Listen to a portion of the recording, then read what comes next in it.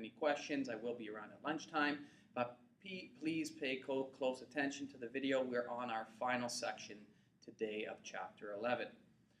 Okay, up until this point, we have dealt with what type of merchandise inventory system, and we've dealt with a periodic. And what did we say about periodic?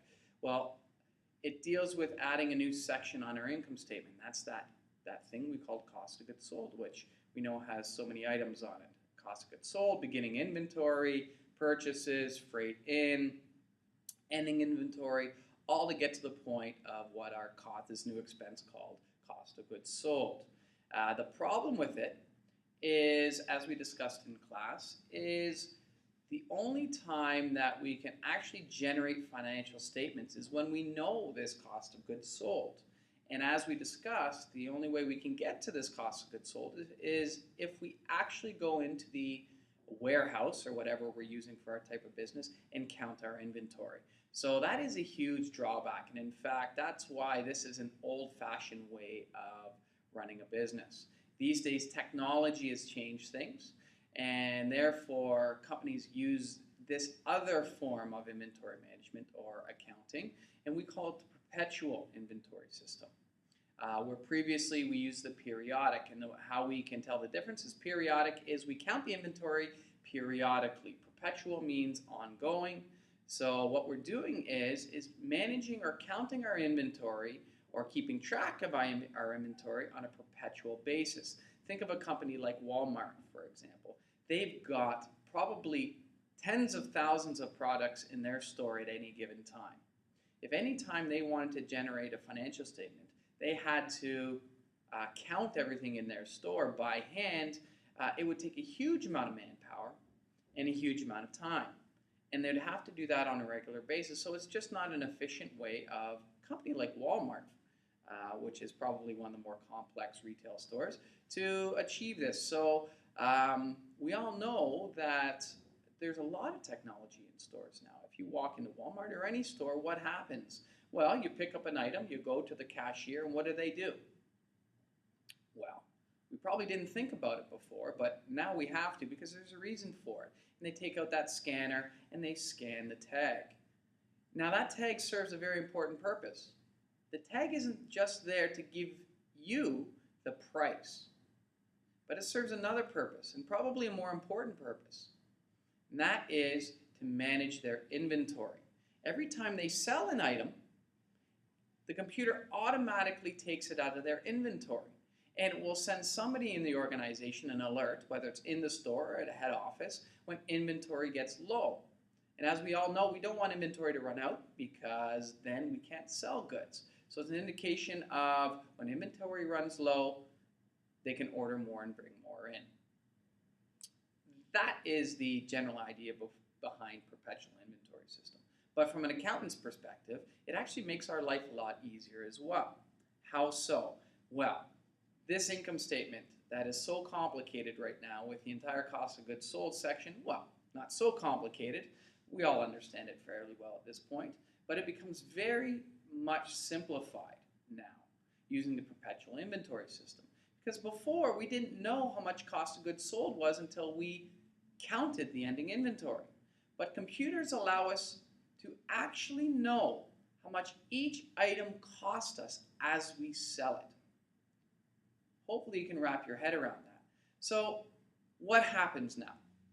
Well, how is perpetual different than inventory from an accounting perspective? Well, we no longer need this purchases account and indirectly figure out and count what ending inventory is. No, we don't need that anymore. It's much more direct and much more simple. Okay, let me give you an example. Let's start with an item. I don't know what it is, a widget. And this widget costs us $100, which means previously our store will buy this widget for $100. That's our cost. So that would go into purchases. But now using perpetual, we don't use purchases anymore. So let's assume on June 5th, we buy one widget. Hopefully this is still working. We buy one widget, and we'll do it for cash. So that one widget, instead of putting it to purchases, we put it, because we have a computer, as it arrives, we can scan it and put it into our inventory. So one widget costs us $100. We're going to ignore tax right now. So that one widget goes directly into debit, merchandise, inventory, okay, for $100. It's a debit, it's an asset. So if we started the year with $1,000 in inventory, we're debiting merchandise inventory for $100, so now we have $1,100 in that account. Very, very easy. Okay, and because we bought it for $100 cash, our cash goes down $100. Now before, this account would have been purchases, and we use that to calculate our cost of goods sold. Okay, but we're going to deal with that in a minute. So when we buy goods for resale, we just do it. We put it directly into merchandise inventory. Very, very simple. Now keep this price in mind. We're going to assume that all prices are the same, just to wrap our heads around this. When prices change on items we buy, that's grade 12 stuff, so we're not worrying about that. So we're assuming all items right now cost us $100. Now we're also going to assume when we resell it, that we're going to resell it for $150. So our profit per item, or our gross profit, is $50. Okay, you could probably done that math in your head. Okay, so this was our original purchase. We put it into inventory for $100. Okay, but suppose we then turn around and at some other point, I'm making up a date, June 10th, we make a sale. We sell one widget, again, ignoring tax. So we just said that we are selling them for $150. Well, this is where it gets interesting. And if you can understand this, it becomes very, very simple. Okay? Think about it this way. Now that we can keep track using a computer of our inventory, we can actually, as we sell it, take it out of our inventory. And we know when we sell it, each item costs $100. So assume we sell one item on June 10th. Well, let's assume also that we're selling it for cash, make our life easy. So we're going to receive, so debit, cash of $100, and we're going to remove it out of inventory. So we call this merchandise, inventory, credit, $100. So now our inventory, we said we started with 1,000 plus 100 before. We had 1,100. Well, we sold one item. So now we have $1,000 left in our inventory again. So our inventory is accurate. So we can actually create a balance sheet, and our inventory asset would be accurate because a computer tracks it. Okay, now let's talk about the income statement and how this impacts the income statement. Well, before we couldn't create an income statement because we didn't have our ending inventory. Well, watch this. We use a new account. We get rid of purchases and all that stuff. And now what we're going to use is an actual account called cost of goods sold, which I'm going to call COGS. So here we've sold one item. There's two steps now. The first step is to remove the inventory from our balance sheet. So credit merchandise inventory, $100. And the second step is to record the sale. And we said this item we're selling is $150 for cash. Okay? So, how do we do that? Well, oh, I think I did this incorrectly, didn't I? Yes, sorry. I probably confused you. Okay? We should debit our merchandise inventory for $100. It's an asset. Okay, you're probably yelling and screaming in the classroom right now. And crediting cash, $100. Okay, sorry about that. Sorry to confuse you, right? Debiting our asset, crediting our other asset because we bought and sold. Okay? So now we're selling an item. Okay, so this is done. So in June, I don't know, 12th, we make a sale. And in this sale, we're selling one item. Okay, so let's sell that item. So let's record the sale, first of all. Okay, we need to get rid of the item. Okay, so what we need to do is credit merchandise inventory.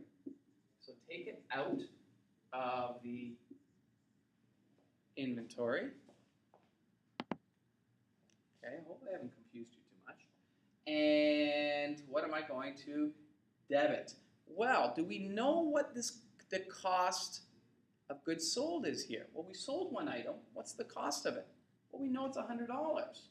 So instead of using all those accounts and trying to figure out, we're going to use one new account called cost of goods sold. And in this case, we know cost of goods sold is $100. So we can almost create an income statement because we have the cost of goods sold number. Okay, but the only number we don't have is our sales number, or do we? Okay, so the sale here is in two steps. The first step is removing the inventory and putting the cost into this new account called cost of goods sold. The second step is to record the sale. And we know a sale is an increase in equity, so it's a credit to sales, okay, of $150 because that's the price we're selling it for, and we're going to receive cash of $150. Oops, what am I doing? Cash, $150. Okay, so there's three transactions here. Three. The first one to record when we purchase inventory, which is we're just debiting merchandise inventory, and if it's accounts receivable or cash, that's what we're crediting. And the second is when we're making a sale. If we're making a sale, okay, we need to get rid of the merchandise inventory at the cost, and we are debiting this account called cost of goods sold. So as we sell things, okay, we have a T account or a ledger account for cost of goods sold. At any point in time, we know what cost of goods sold is. So we can just take the balance in that account and create an income statement. In this case, suppose our entire business was selling one item. Can we calculate gross profit? Absolutely. Very simple. We know what our sales is. Our sales are $150. Do we know what our cost of goods sold is? Yes, we do. It's that $100. Do we know what our gross profit is? Yes, we do. $50. And as we know, gross profit is the money we have left over after we sell our item that can be used for our operating expenses. So it becomes very, very simple, Perpetual. So it's an ongoing thing. We can create financial statements at any point in time. Okay? So all this is in 11.7 in your textbook, okay, which is page 462, I believe. Let me check. Yes, page 462 through 465. See, I've got it in my hand right here. Okay, ignore the, they've got here an inventory control card on page 462. We'll deal with that on Monday. That's not a big deal, okay? But they've got all the transactions comparing perpetual and periodic. You don't necessarily need that. It might be really confusing for you, okay? But the only thing we need to take into consideration that we haven't here is tax, which is HST, okay? And that's dealt with exactly the same way. I can go through that in a quick second, okay? If you want to continue, you can. Listening to HST, or you can probably figure out yourself. But we're going to be doing on page 467, exercise 3 and exercise 4.